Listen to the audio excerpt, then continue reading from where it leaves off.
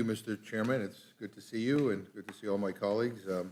Today's meeting covers three measures. First is H.R. 788, the so-called Stop Settlement Slush Funds Act. This bill stems from a fruitless Republican-led investigation based on meritless allegations of political bias when the Obama administration's Justice Department held big banks accountable for their predatory lending practices. Ultimately, Republicans' own investigation found no credible facts to substantiate their claims.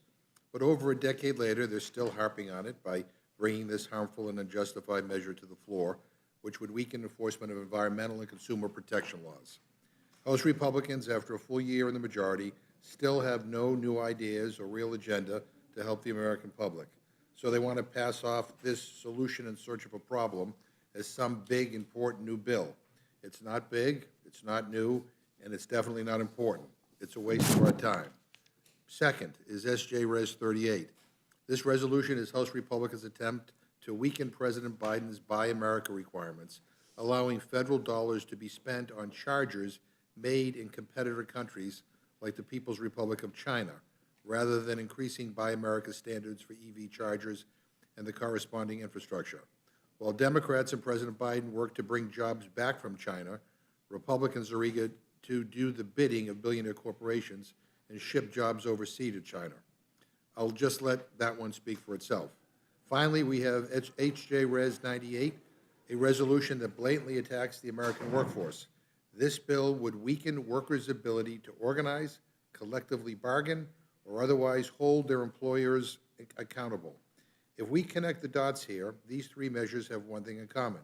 They give the ultra-rich an upper hand while hurting everyday people. What's worse is that all this legislation is just filler. The way this place has been run so far, is so absurd. We're just coming back from the start of the second session of the 117th Congress, our first meeting, and we are facing a partial government shutdown by the end of next week.